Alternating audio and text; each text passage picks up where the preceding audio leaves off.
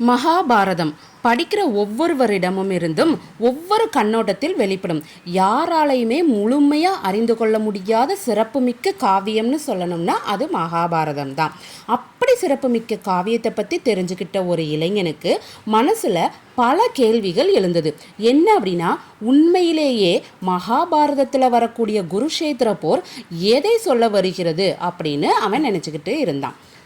18 நாட்கள் நடைபெற்ற அந்த போரில் மக்கள் தொகையில் கிட்டத்தட்ட 80% ஆண்கள் இறந்துவிட்டனர் என்பதை அறிந்த அந்த இளைஞனுக்கு குருஷேத்திர போரை நேரில் பார்க்கணும் அப்படின்னு சொல்லிட்டு ஆசை வந்துச்சு. நேரில் புறப்பட்டு சென்று அதை பார்க்கறதுக்கு போனான். அவன் இப்போது பாரத போர் நடந்த இடத்தின் மேல் நின்று கொண்டிருந்தான். தன்னையே ஒரு முறை கிள்ளி பார்த்து கொண்டான்.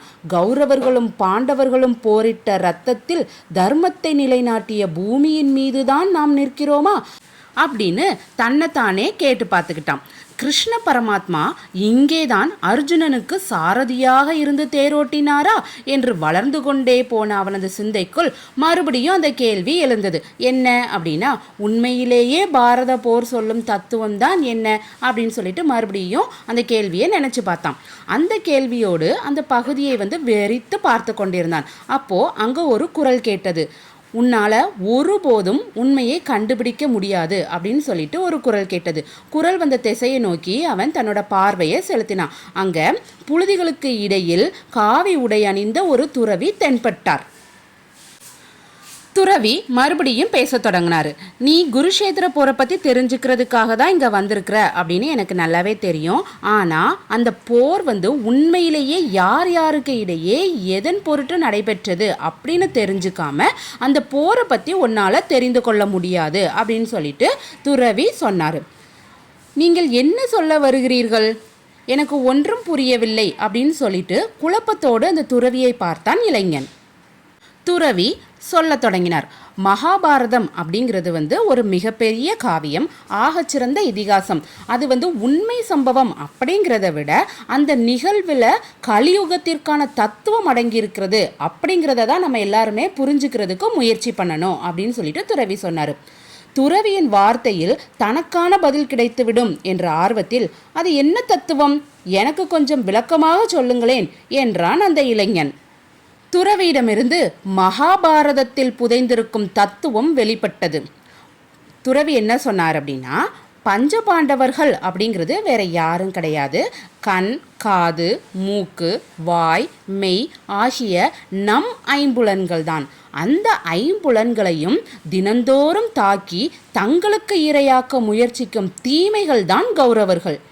தீமைகள் பலவாறான எண்ணிக்கையில் படைபல மிகுந்த சக்தியோடு இருக்கும் என்பதை சொல்லவே மகாபாரதம் கௌரவர்களின் எண்ணிக்கையை 100ஆக காட்டியிருக்கிறது.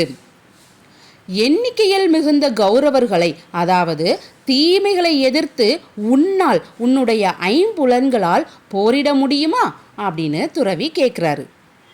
துறவியோட கேள்விக்கு என்ன பதில் சொல்றதுனே தெரியாம விழித்து கொண்டிருந்தான் அந்த இளைஞன். அவனது தயக்கத்தை அறிந்து துறவியே தொடர்ந்தார்.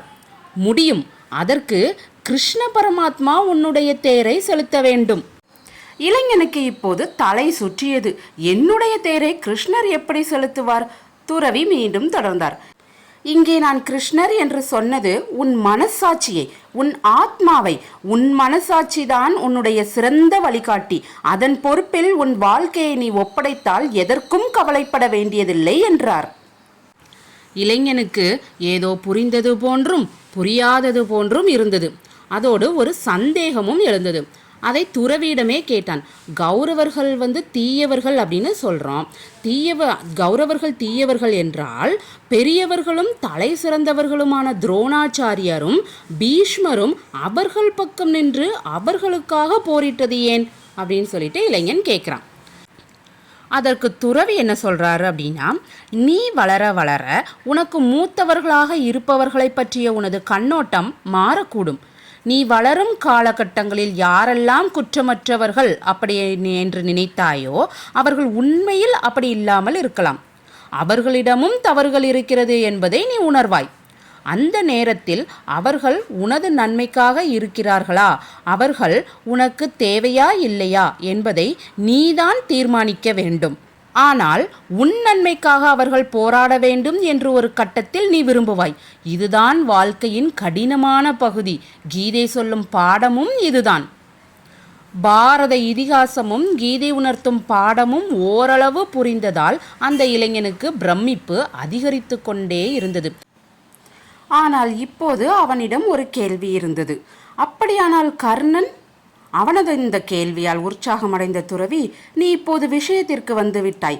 உன்னுடைய ஐம்புலன்களின் சகோதரனே கர்ணன். இந்த கலியுகத்தில் அவனது பெயர் ஆசை, மோகம். அவன் உன் இந்திரியங்களின் ஒரு பகுதி. உன்னுடன் பிறந்தவன். ஆனால் அவன் எப்போதுமே தீமைகளின் பக்கம்தான் நிற்பான். தான் செய்வது தவறு என்று அவனுக்கும் கூட தெரியும். ஆனால் உனக்குள் எழும் ஆசைக்காக, விருப்பத்திற்காக அந்த தவறை சரியாக்கும் விதமாக சாக்குப்போக்கு சொல்வான்.